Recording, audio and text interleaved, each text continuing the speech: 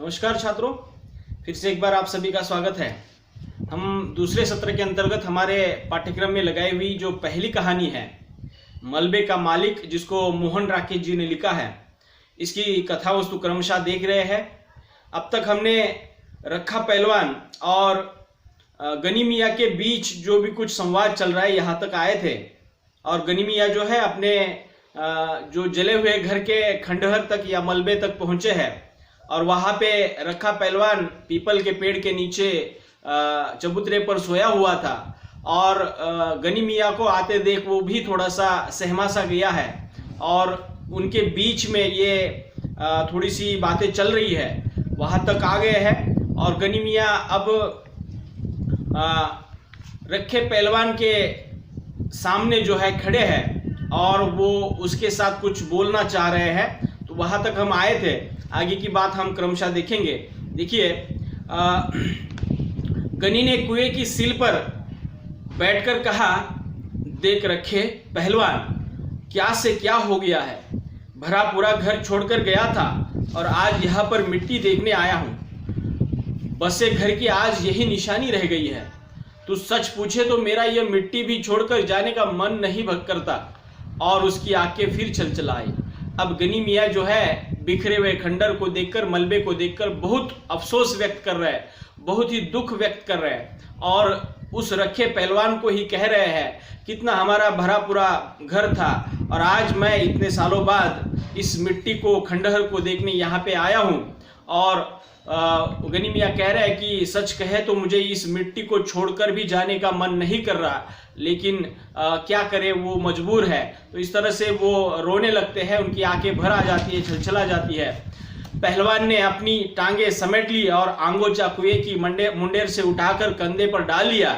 लच्चे ने चिलम उसकी तरफ बढ़ा दी, वह कश खींचने लगा। अब उसका जो शागिर्द है लच्छा, वो रखे पहलवान की तरफ जो चिलम वहाँ पे खींचते बैठे थे, वो रखे की तरफ वो चिलम बढ़ा देता है और एक कश वो रखा पहलवान जो है खींचता है। तू बता रखे, यह सब हुआ किस तरह। अब गनी मियाँ जो है, जिसने ये करतूत की थी, जिसने ये बहुत ही बुरा काम किया था, उस अपराधी को ही, उस खूनी को ही गनी मियाँ पूछ रहे हैं कि रखे तू बता ये कैसे हुआ और किस तरह से हुआ।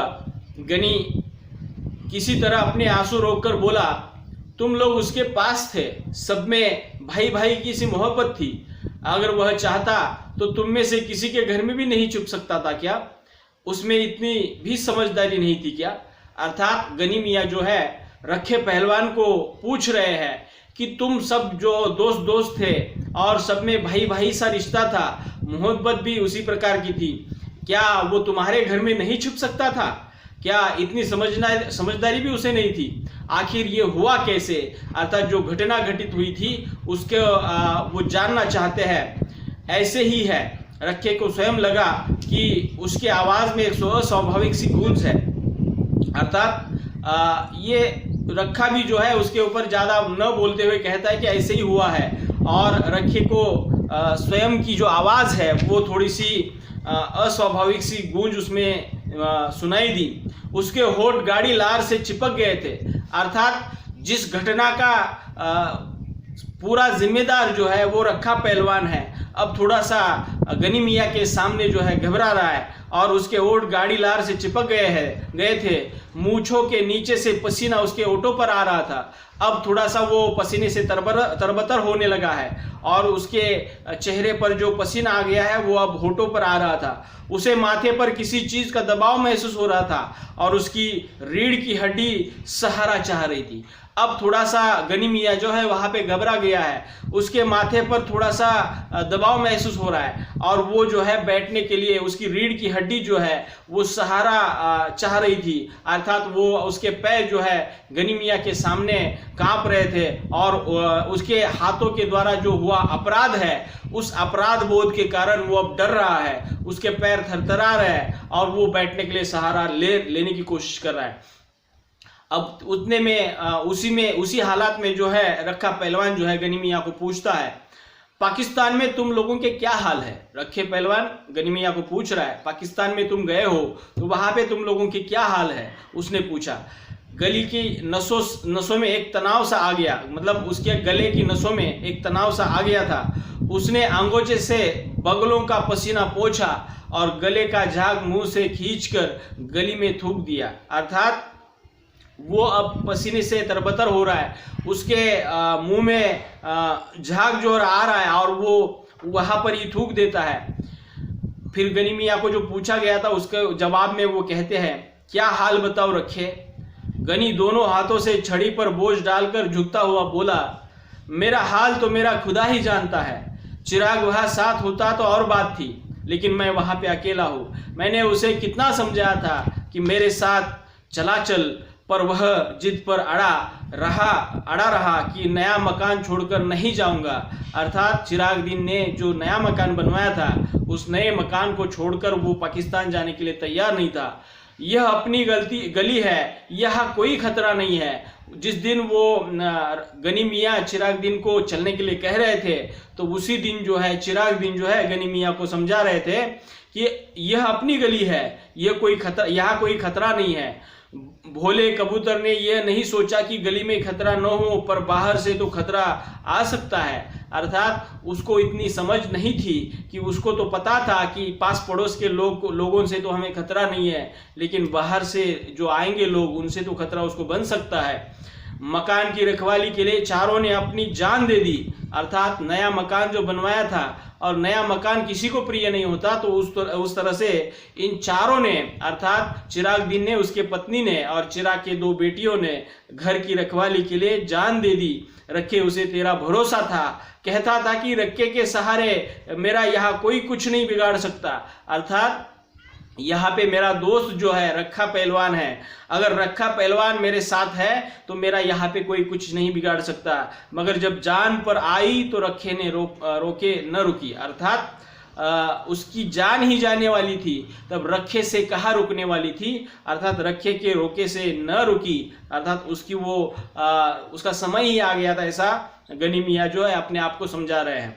रखे ने सीधा होने की चेष्टा की, क्योंकि उसकी रीढ़ की हड्डी बहुत दर्द कर रही थी। अब उसके पीठ की जो हड्डी है वो बहुत दर्द कर रही थी। अपनी कमर और जांघों के जोड़ पर उसे सख्त दबाव महसूस हो रहा था। पेट की आंतड़ियों के पास से जैसे कोई चीज उसकी सांस को रोक रही थी। उसका सारा जिस्म पसीने से भीग गया था और उसके तलवों में चुनचुनाहट हो रही थी। बीच बीच में नीली फुलझड़ियां सी ऊपर से उतरती और तैरती हुई इसके आंखों के सामने निकल जाती। उसे अपनी जबान और ओठों के बीच एक फासला सा महसूस हो रहा था। उसने अंगोछे से ओठों को कोनों को साफ किया, साथ ही उसके मुंह से निकला, हे प्रभु, तू ही है, तू ही है, तू ही है।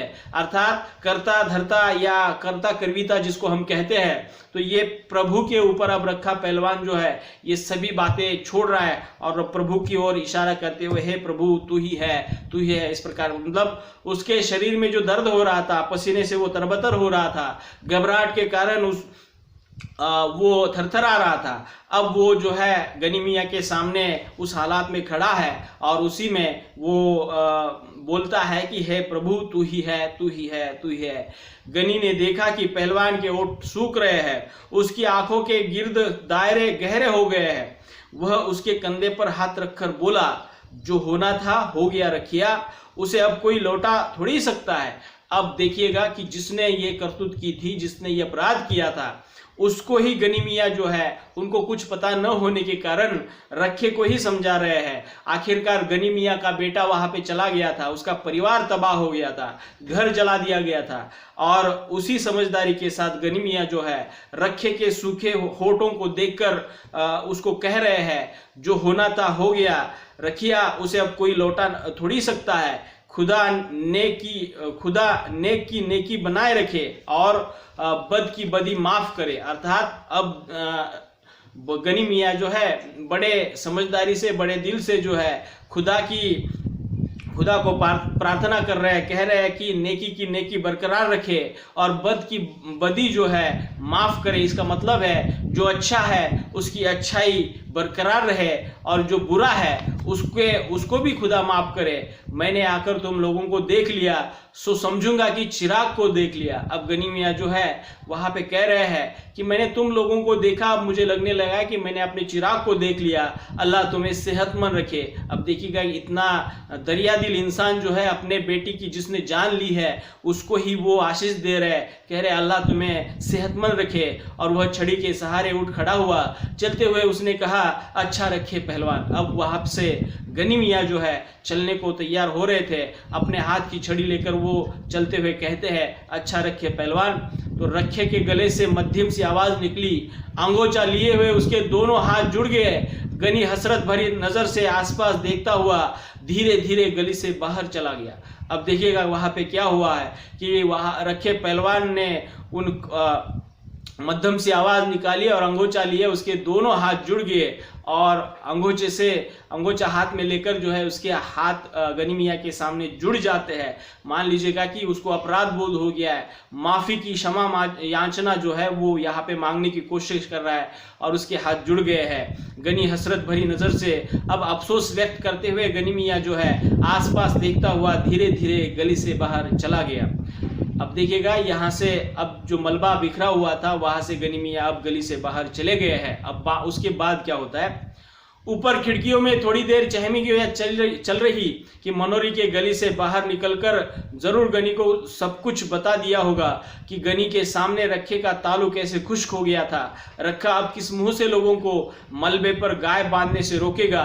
बेचारी जुबैदा कितनी अच्छी थी वह, रखे मरदूद का घर न घाट, इसे किसी की माँ बहन का लिहाज था। अर्थात लोग कोस रहे हैं रखे पहलवान ने जो भी कुछ अपराध किया था वो सभी को पता था। और वो जो जुबैदा थी चिराग दीन की जो पत्नी है उसको किस प्रकार उसने मार दिया था। अर्थात उसकी करतूत, अर्थात इस रखे मरदूद का न ये घर है और न ही जगह है, लेकिन वो किस प्रकार वहां पे अपना हक जता रहा था। लोग उससे परेशान थे। थोड़ी देर में स्त्रियां घरों से गली में उतर आई। बच्चे गली में गुल्ली डंडा खेलने लगे। 2 12-13 साल की लड़कियां किसी बात पर एक दूसरे से गुत्थम गुत्था हो गई। फिर से एक बार वही माहौल थोड़ी देर बाद शुरू हो जाता है। जो हर रोज की जो चहमो गैया वहाँ पे होती है, हलचल होती है, वो वहाँ पे शुरू हो गई है। और जो लड़कियां जो है 12-13 साल की वहाँ से एक दूसरे से गुत्थम गुत्था हो गई है। रखा गहरी शाम तक कुएं पर बैठा खकारता और चिलम फूंकता रहा। अब रखा पहलवान जो है गनी मियाँ वहां से गुजरने के बाद शाम होते तक या शाम तक जो है कुएं पर बैठा है, खंकारता हुआ चिलम फूंकता हुआ वहां पे बैठा है। कई लोगों ने वहां गुजरते हुए उससे पूछा, रखे शाह सुना है आज गनी पाकिस्तान से आया था। अर्थात हर कोई वहां से आ जाने वाला वहां पे रखे पहलवान को पूछ रहा था कि हमने सुना है कि पाकिस्तान से गनी मियाँ आज यहाँ पे आए थे। और वो जवाब में कहता था हाँ आया था। रक्के ने हर बार एक ही उत्तर दिया। फिर लोग जानना चाहते थे आगे क्या हुआ। फिर कुछ नहीं, चला गया। रक्के पहलवान भी बता देता है कुछ नहीं, चला गया। रात होने पर रखा रोज की तरह गली के बाहर बाई की तरफ की दुकान के तख्ते पर आ बैठा। अब उसका जो दिन क्रम होता है, दिन भर उस मलबे के पास पीपल के नीचे वो पड़ा रहता है और रात होते ही गली के बाई तरफ जो दुकान रहता है वहां उसके तख्त पर वो आकर बैठता है। रोज वह रास्ते से गुजरने वाले परिचित लोगों को आवाज दे देकर पास बुला लेता था। अर्थात पहलवान जिस प्रकार से लोगों को पास बुलाते हैं उसी प्रकार वो दुकान के पास बैठकर जो है परिचित लोगों को आवाज दे देकर पास बुला लेता था और उन्हें सट्टे के गुर और सेहत के नुस्खे बता रहता था। अर्थात जिनको वो बुलाता था पास उनको वो जो है सट्टे के गुर, अर्थात सट्टा जो खेला जाता है उसमें क्या क्या खामियां होती है, उसको कैसे खेला जाता है, साथ ही साथ तबीयत के लिए सेहत के नुस्खे भी वो बताता रहता था। मगर उस दिन वहाँ बैठा लच्छे को अपनी वैष्णो देवी की उस यात्रा का वर्णन सुनाता रहा जो उसने 15 साल पहले की थी। मगर उस दिन जिस दिन गनी मियाँ वहाँ से आकर गए थे उस दिन जो है रखा पहलवान जो है न कि सट्टे के गुर सिखाता है किसी को और न ही सेहत के नुस्खे सुना रहा था, बल्कि उस दिन जो है उसने 15 साल पहले वैष्णो देवी की जो यात्रा की थी उस यात्रा का वर्णन जो है किसी को वो सुना रहा है।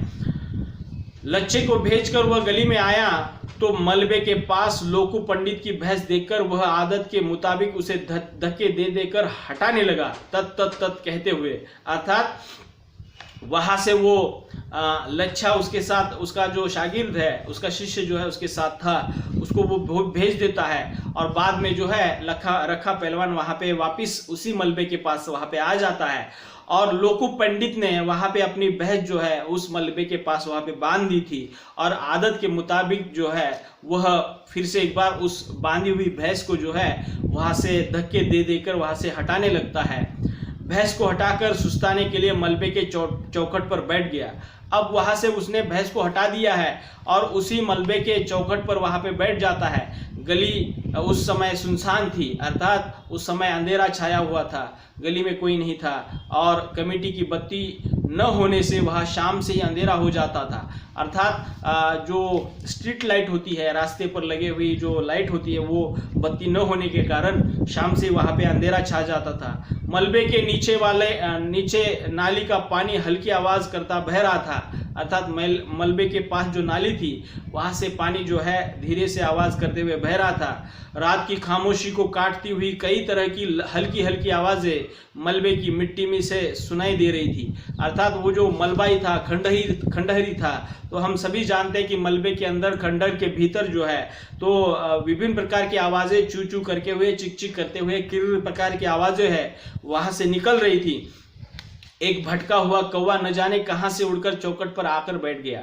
अब वहाँ से उसी समय जो है एक भटका हुआ कौवा जो है, अलग पड़ा हुआ कौवा वहाँ पे आकर चौखट पर बैठ जाता है। इससे लकड़ी के कई रेशे इधर इधर छितरा गए। कौवा आने से जो लकड़ी जो छिरछिरा गई थी उसके रेशे जो है नीचे छितरा गए। कौवे के वहाँ बैठते न बैठते मलबे के एक कोने में लेटा हुआ कुत्ता, अर्थात कौवा वहां पे आकर बैठा देखकर जो है मलबे के एक कोने में वहां पे एक कुत्ता जो है बैठा हुआ कुत्ता गुर्रा कर उठता है और जोर जोर से भौंकने लगता है। अब वहां पे वह कुत्ता जो है उस कौवे को आकर देखता है और गुर्राने लगता है, जोर जोर से भौंकने लगता है, वो वो करते हुए वो भौंकने लगता है। कौवा कुछ देर सहमा सा चौखट पर बैठा रहा, मतलब कुत्ता भौंक रहा है और थोड़ी देर वहाँ पे कौवा भी जो भटका हुआ सा कौवा जो है वहाँ पे आकर बैठता है और वो चौखट पर थोड़ी देर वैसे ही बैठा रहा। फिर पंख फड़फड़ाता हुआ कुएं के पीपल पर चला गया और फिर बाद में कुत्ते की आवाज़ ज़्यादा तेज होने के बाद वो जो है पंखों से फड़फड़ाते हुए कुएं के पास जो पीपल का वृक्ष था उस पर वो चला गया। कौवे के उड़ जाने पर कुत्ता और नीचे उतर आया और कौवा जब वहां से हट जाता है तो कुत्ता जो है उस कोने से थोड़ा सा नीचे आ जाता है और पहलवान की तरफ मुंह करके भौंकने लगा। अब बाद में कौवा तो वहां से चला गया, अब वो रखे पहलवान की तरफ मुंह करके भौंकने लगा है।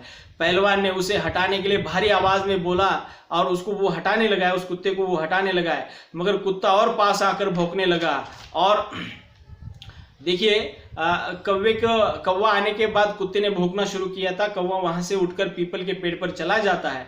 बाद में वो कुत्ता जो है उठकर थोड़ा नीचे आ जाता है, वहां पे उसको रखा पहलवान दिखाई देता है। अब वो रखे पहलवान को देखकर भौंकने लगा है, लेकिन पहलवान जो है उसको हटाने की कोशिश कर रहा है, दूर भगाने की कोशिश कर रहा है, लेकिन कुत्ता और जोर जोर से भौंकने लगता है।